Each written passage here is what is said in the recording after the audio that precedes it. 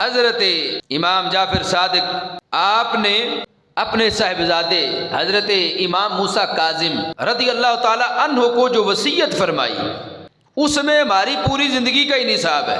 آپ نے فرمایا میرے بیٹے میری وصیت کو سنو، اس کو قبول کرو اور اس پر عمل کرو۔ اگر تم میری اس نصیحت پر عمل کرو گے، زندہ رہو گے تو اچھی زندگی گزارو گے، جب دنیا سے جاؤ گے تو موت بھی قابل رشک ہوگی۔ یہ میری باتیں جو میں تمہیں بیان کرنے لگا ورا انہیں نوٹ کر لو، انہیں محفوظ کرو اپنے پاس، اور پھر ان باتوں پر عمل کرنا۔ اور ان میں سے ہر بات کا تعلق ہی ہماری روزمرہ زندگی کے ساتھ ہے۔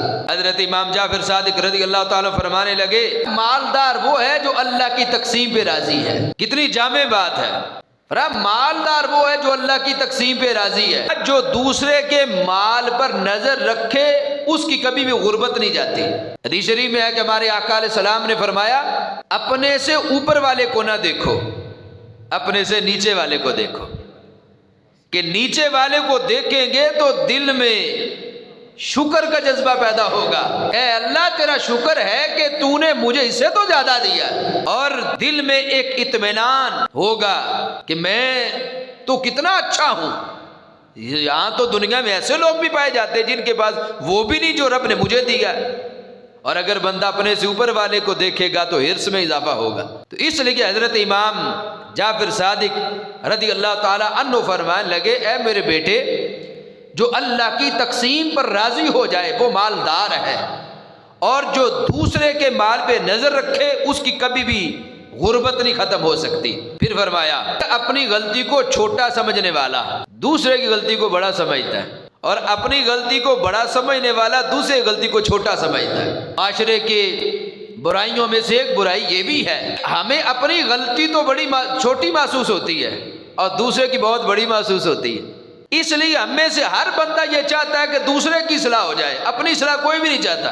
اور اگر ہم اپنی طرف توجہ کریں گے تو پتہ چلے گا میرے اندر کتنے جرم ہیں، اور ہر بندہ اگر اپنی غلطی دیکھ کر اس کی اصلاح کی کوشش کرے تو انشاءاللہ سارا معاشرہ سدھر سکتا ہے۔ پھر آپ فرمانے لگے اے میرے بیٹے دوسروں کے عیبوں سے پردہ نہ اٹھانا ورنہ تیرے عیب بھی ظاہر ہو جائیں گے۔ پھر فرمانے لگے کسی کے لیے گڑھا کھودنے والا سب سے پہلے خود اس میں گرتا ہے۔ پھر آپ نے فرمایا اے میرے بیٹے بے وقوفوں کی صحبت میں نہ بیٹھنا، جو احمقوں کی صحبت میں بیٹھتا ہے ذلیل ہو جاتا ہے۔ عزت کہاں ملے گی؟ فرمایا عزت چاہتے ہو تو علماء کے پاس بیٹھو۔ فرمایا بے وقوفوں اور احمقوں کے پاس بیٹھنے والا رسوا ہوتا ہے، اور علماء کے پاس بیٹھنے والا عزت پا جاتا ہے۔ حضرت امام جعفر صادق رضی اللہ تعالی عنہ فرمانے لگے جب بھی کہنا حق بات کہنا، چاہے تمہارے فائدے میں ہو چاہے تمہارے نقصان میں ہو، کبھی بھی جھوٹ، خلاف واقعہ، بری بات، خلاف شرع کلام نہ کرنا، جب بھی بات کرنا تو حق بات کرنا، اس میں یہ مت دیکھنا کہ اس میں میرا فائدہ ہے یا میرا نقصان ہے۔ فرمایا حق بات کہنے سے تو اللہ کی رضا ملے گی۔ بعض اوقات ایسا ہوتا ہے کہ بندہ ظاہری حوالے سے اپنا نقصان سمجھ رہا ہوتا ہے، لیکن سچ میں اللہ نے برکت رکھی ہے، اسلام میں برکت ہے، شریعت میں برکت ہے۔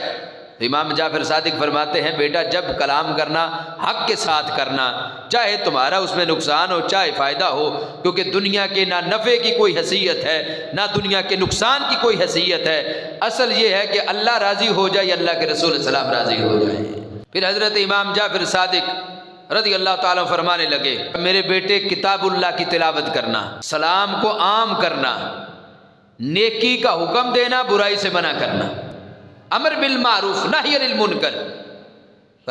جو تعلق توڑے تم اس سے تعلق جوڑ لینا، جو تم سے بات نہ کرے تم اس سے کلام میں پہل کرنا، جو تم سے مانگے اسے عطا کرنا، چغل کھوری سے بچنا کہ یہ دلوں میں بغض پیدا کر دی، لوگوں کے عیب تلاش کرنے کے پیچھے مت بھاگنا کہ اس سے تم خود تہمت کا ہدف بنو گے، ملنا ہو تو نیک لوگوں سے ملنا، فاسق و فاجر سے ملاقات نہ کرنا۔ کیوں؟ فاسق و فاجر اس پہاڑ کی طرح ہے جس سے پانی نہیں آتا، اس لیے لوگوں میں سے اگر تم کسی سے ملنا پسند کرو فاسق و فاجر سے نہ ملنا، جب بھی ملنا اللہ کے نیک بندوں سے ملنا، وہ اپنا رابطہ نیک بندوں سے رکھنا۔ کیوں؟ نیک بندوں سے تعلق رکھے گا تو نیکی کی طرف جذبہ بڑھے گا، بندہ خود نیک بننے کی کوشش کرے گا۔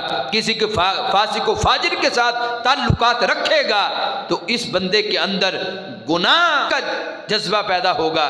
تو حضرت امام جعفر صادق رضی اللہ عنہ فرمانے لگے کبھی بھی فاسق و فاجر سے ملاقات نہ کرنا، کہ یہ اس پہاڑ کی طرح ہے جس سے پانی نہیں آتا، یہ اس درخت کی طرح ہے جو کبھی سرسبز و شاداب نہیں ہوتا، اور یہ اس زمین کی طرح ہے جس سے کبھی سبزہ نہیں ہوتا ہے۔